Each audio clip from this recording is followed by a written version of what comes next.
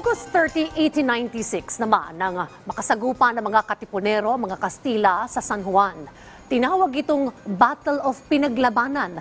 At kaugnay niyan, alamin po natin ang pagdiriwang ng Independence Day sa San Juan mula sa ulat ni Luisa Erispe. Live, Luisa!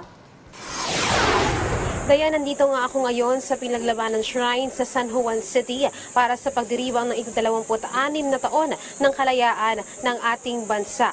Dito sa Pinaglabanan Shrine sa San Juan, mamayang 7:45 ng umaga magsisimula ang programa para sa Araw ng Kalayaan.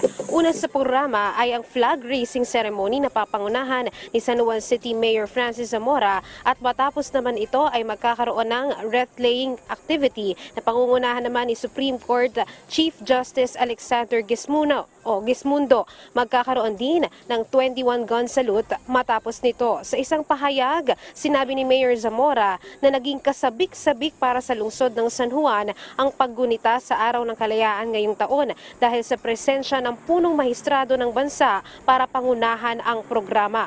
Patunay ito na kinikilala ang sakripisyo ng mga San Juanenyo para ipaglaban ang ating kalayaan. Dayan, ang Pinaglabanan Shrine ay isa sa nagmarka ng kasaysayan ng ating kalayaan dahil dito ang naging unang pag-atake ng mga Katipuneros laban sa puwersa ng mga Espanyol o Kastila, kaya't naging hudyat ito ng revolusyon. Itinayo ang Pinaglabanan Shrine taong 1976 sa tulong ng San Juan Local Government, Department of Public Works and Highways at National Historical Commission of the Philippines. Ilang taon nang nagsasagawa ng programa dito sa San Juan upang gunitain ang naging sakripisyo ng mga Pilipino para sa kalayaan ng ating bansa.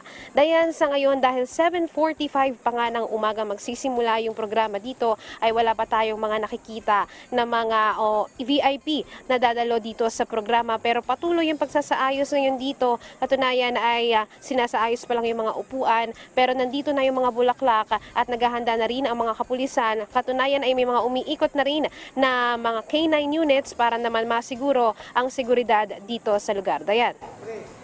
Maraming salamat, Luisa Erispe.